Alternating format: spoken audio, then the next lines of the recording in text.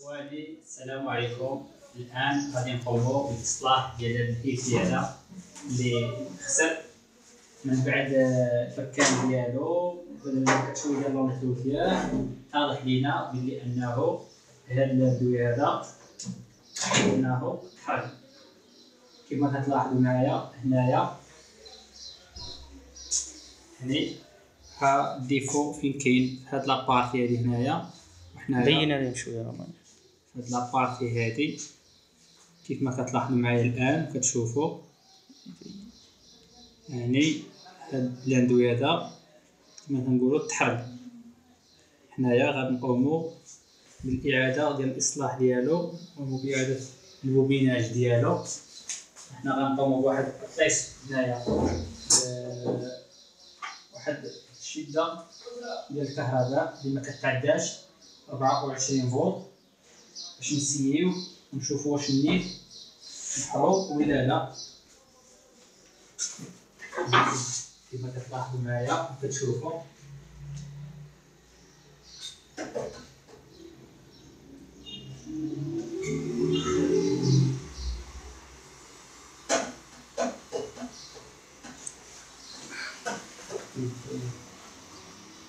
كتلاحظوا انه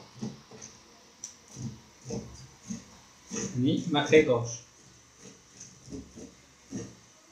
يعني أنا كما قلنا يعني الكلام ديالنا صحيح أنه تحرك. وغنشوفوا هذا الروتور هذا اللي قمنا بالإصلاح ديالو وإعادة البوبيناج ديالو. انتما كما كتلاحظوا معايا هذا قمت بالإصلاح ديالو. حنا غنقوموا بواحد التيست اللي ساير يمكن أي واحد يقوم به للتأكد من السلامة ديال الاندوي ولا لا. هانتوما لاحظوا معايا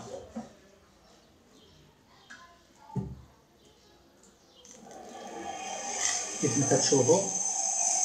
يعني هاد الاندوي هذا خدام مزيان من بعد الإصلاح.